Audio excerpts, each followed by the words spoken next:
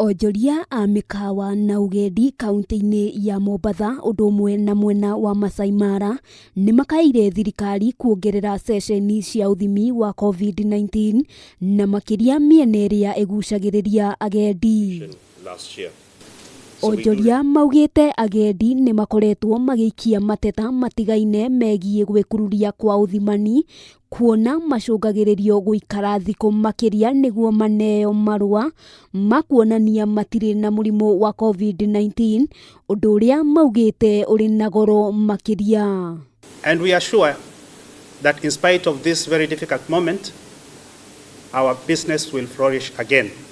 Kurumirira gwikururia guku, onjoria marauga namba ya agendi irathie na mbere na gukundera, riu makiuria thirikari gwetha njira ingi cia gutabania ithimi cia COVID, na oho makenda mitaratara ya uheani wa visa ikorwo igitabanirio nenda-ini cia ukinyaniria. At the moment, COVID testing facilities are purely in the capital, in Nairobi.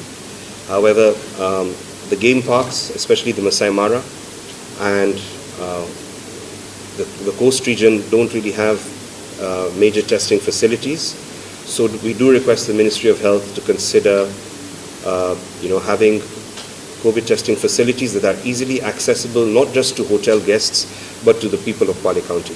Oho onjoria mendekithitie kwongererwo gwa thiku cia marua ma ithimi ma COVID-19 maria agendi makoretwo makihuthira kuma thiku 4 nginyagia thiku 5 niguo kuhe mweke agendi aria marauma nja wa bururi ihinda riiganu ria gukenerera uthaka wa bururi.